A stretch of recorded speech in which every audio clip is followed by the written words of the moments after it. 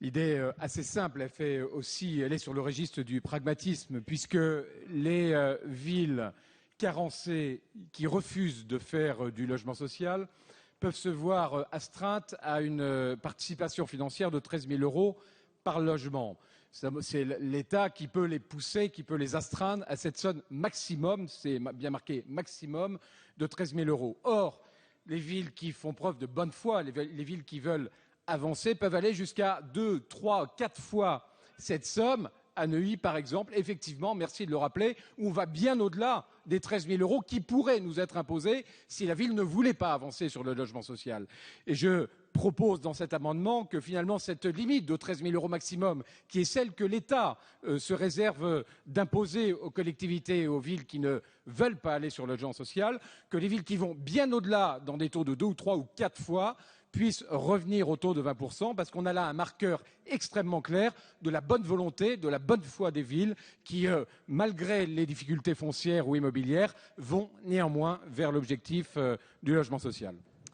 Avis de la Commission, Madame la rapporteure.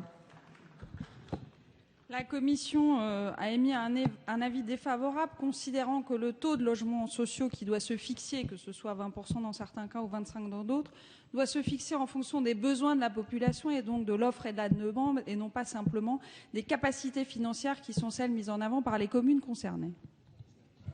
Avis du Gouvernement, Madame la Ministre.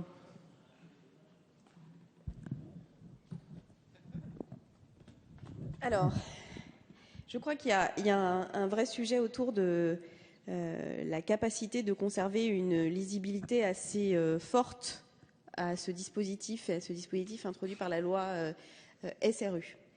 C'est pourquoi je crois qu'il faut conserver un dispositif simple, en tout cas le plus simple possible, dans le respect évidemment de la liberté et des choix des parlementaires, et c'est pourquoi je suis défavorable à cet amendement. Monsieur Fromentin.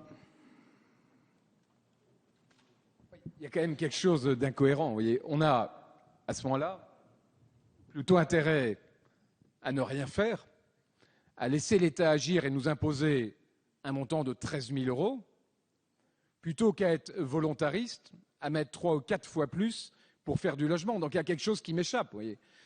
À ce moment-là, autant arrêter, puisque l'État peut nous contraindre au maximum à 13 000 euros. Il n'y a aucune reconnaissance, aucun indicateur qui incite à ce moment-là une collectivité. Nous, on met à peu près 50 000 euros sur un logement. Vous voyez.